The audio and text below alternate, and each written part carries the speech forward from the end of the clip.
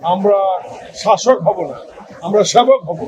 সম্মিলিত পরিষদ বরাবরই সেবক হয়, এবারও ইনশাল্লাহ বিপুল ভোটে জিতে আমরা সেবক হব।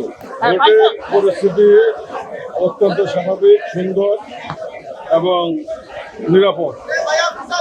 আমাদের ক্যান্ডিডেট আমরা যারা আছি এবং আমাদের অপোজিশন যারা আছেন সবাই খুশি এবং জয়ের ব্যাপারে সম্মিলিত পরিষদ পূর্ণ আস্থা।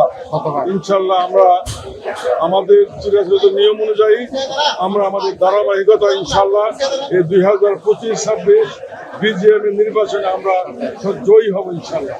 আমরা আত্মবিশ্বাসী, আমরা বিজিএমকে অনেক উন্নয়ন করেছি, আমরা কাজ করছি এবং আগামী দিনেও এই সাধারণ মালিকদের তাদের আশার প্রতিফলন আমরা ঘটাতে পারবো।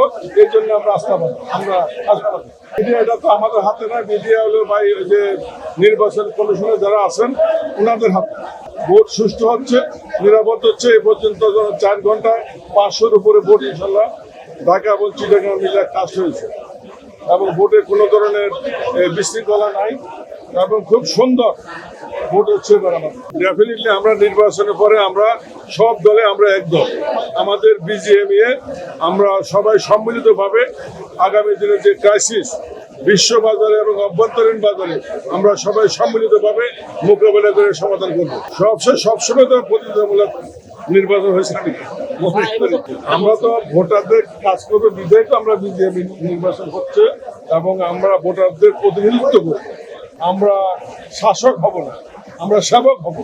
সম্মিলিত পরিষদ বরাবরই সেবক হয়, এবারও ইনশাল্লাহ বিপুল ভোটে জিতে আমরা সেবক হব।